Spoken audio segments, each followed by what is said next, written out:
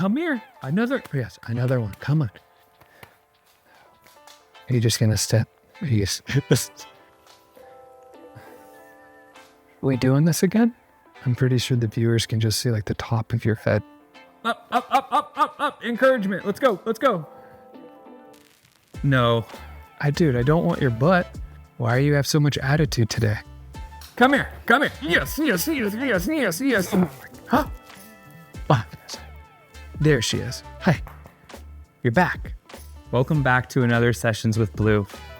With the always dirty, needs a bath and hungry Miss Blue, and myself. Yeah. Are you good? Okay. Today's episode, I want to talk about something I've encountered in my own life, and I try very hard to do in others, and that's being gentle with people and where they're at in life. You're going to do this. You're going to do it? Okay. I love you. I love you so much. Okay. I remember in my 20s, I would hang out with my friends all the time, go to shows, staying up late, having to gather myself the next day to go to work early. Some of my friends were still in college, trying to get their degrees. Others were applying for their dream jobs. Friends meeting their future spouses, getting married, and myself going on tour with my band. Then the 30s came around, and everyone seemed to be getting married, or were already married. And then, of course, the next step into having kids, buy a house, trying to save for the future, questioning if this is the job they want to do for the next decade or not. Basically counting down till we hit 40. And then you get to myself, who is now 41 and basically starting over in all things life. My friends and I are going through divorces, grieving the loss of parents, trying to figure out how to climb out of debt, moving to new cities, dealing with childhood trauma that we already thought we were past, but like, surprise, we didn't pass it. We just buried it. The more I talk to my friends about things, I'm really and truly realizing that we're all kind of dealing with the same stuff, just looks kind of different. And in this, I've been trying to see where my friends are and then meet them with gentleness and not know, why isn't this person getting this? Why haven't they moved past this? How are they still struggling with this? Why haven't you moved on from that place? I'm almost wondering how they're still stuck and haven't moved on. And the more I walk through my own stuff, the more I've realized, and maybe they just needed someone who was gentle and patient with them versus questioning why they haven't really moved on at all. So today, I just want to unpack a couple of different parts of this. Why I believe we should meet people where they're at rather than where we expect them to be. And to do this with gentleness. I think about all the times I've struggled, and Blue struggled, but on the outside, it didn't look like it. You know, the times when we were just showing up and you're smiling and you're like, everything's good, and you're doing all the things you're supposed to do. Oh, are you good? But inside, you're like barely hanging on by a thread. I think about how many of my friends are doing the same exact thing that I used to do. How many times do you ask someone like, hey, how are you doing? And they reply back, good. It's like, I don't really know where that lands because good is just so subjective and up and down, right? It's like, well, are you really good? Like, did you have an awesome day at work? Did you work out? Did you see your friends? Or you're going to dinner? Or are you like, I'm good, as in, I survived another day and didn't die, you know? Or, well, I survived another day and I'm not dead, in a sense, right? People are carrying things we can't see. Stress, grief, anxiety, trauma, exhaustion, basically. Maybe they just lost someone. Maybe they're dealing with something in their family. Maybe their body is fighting a battle like we have no idea about. But because they still look functional, we just assume that they're good. Oh my gosh, dude. Are you kidding me right now? This is a complete side note, but if I'm honest, most of the time when someone says they're good, they're really not. It's like them saying, well, nothing else seemed to hit the fan today, so like, I'm good. So what do we do with this? How do we meet people in a way that doesn't add more weight to what they're already carrying? Okay. I think being gentle in the form of letting them speak how they're feeling and not trying to correct them or tell them like how they should be moving in it. Usually the last thing someone wants to be told is what they're doing wrong. I'm not saying you shouldn't, because there is a time and place for that, but usually it's not at that moment. Not everything needs to be fixed right then at that moment. I think we sometimes feel pressure to offer advice, to find the right words to quote unquote help in some way. But honestly, sometimes the best thing we can do is just be present. Are you comfortable?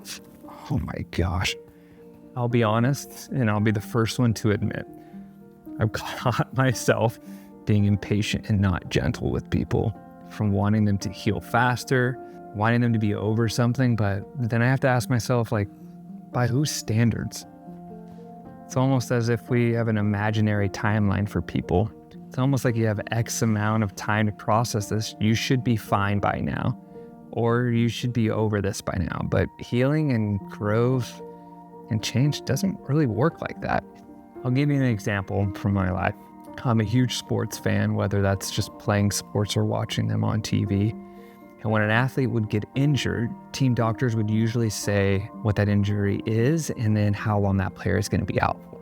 So it could be like a week, a month, or even the rest of the season, depending on the injury. But we know when to expect this person to come back and be quote unquote healthy to play again. And I wonder for myself, did I just kind of like apply those type of guidelines and standard to my friend's life situations that weren't really anything physically related? It was all emotional or mental things that we were battling. And I just put this type of like athletic standard on when they should be better.